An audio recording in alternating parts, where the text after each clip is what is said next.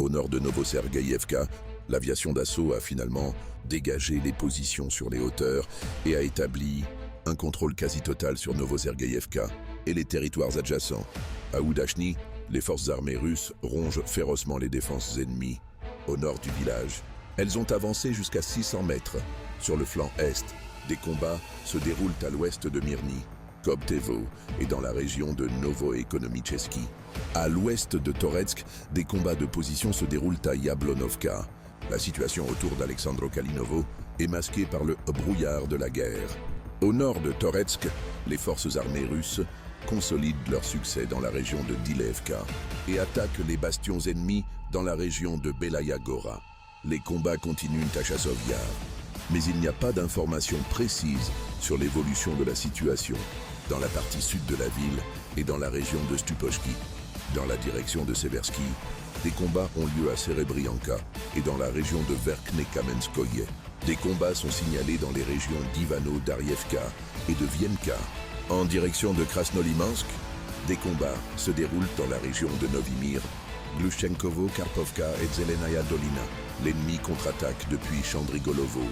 En direction de Kupiansk, les ressources ennemies signalent des combats dans la région de Golubovka et Radkovka, ainsi que leur contre-attaque en direction de Dolgenkoy. Dans le secteur de Kharkov, des combats se déroulent dans la région de Volchansk et de Volchanskiye-Koutorsk. Les forces armées russes attaquent l'arrière de l'ennemi, détruisant un dépôt de munitions et jusqu'à 7 canons ennemis. Il n'y a pratiquement aucune nouvelle en direction de Soumy. Les forces armées russes ont repoussé plusieurs attaques dans la région de Tyotkino. Des combats sont en cours dans la région de Yunovka et la situation de la LBS s'est stabilisée grâce à l'augmentation des réserves ennemies. Dans la soirée et la nuit, les forces de défense aériennes russes ont abattu 38 drones ukrainiens dans 10 régions. Dans la région de Rostov, un incendie s'est déclaré sur le toit d'un stade à Taganrog. Dans la journée, une vingtaine de drones supplémentaires ont été abattus dans la région de Voronezh. Un chauffeur de camion a été blessé dans la région de Koursk. Les forces aérospatiales russes ont frappé des cibles militaires dans 6 régions d'Ukraine. Une frappe massive a été menée sur Vilkovo, dans l'oblast d'Odessa, où se trouve la base de stockage BEK.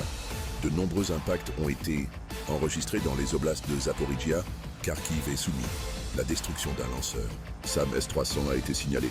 Et selon les experts, depuis le début du mois, les forces armées russes ont progressé de 426 km², plus que pendant n'importe quel mois depuis le début de l'année, à l'exception du mois de mai, lorsque nos troupes ont progressé de 550 km².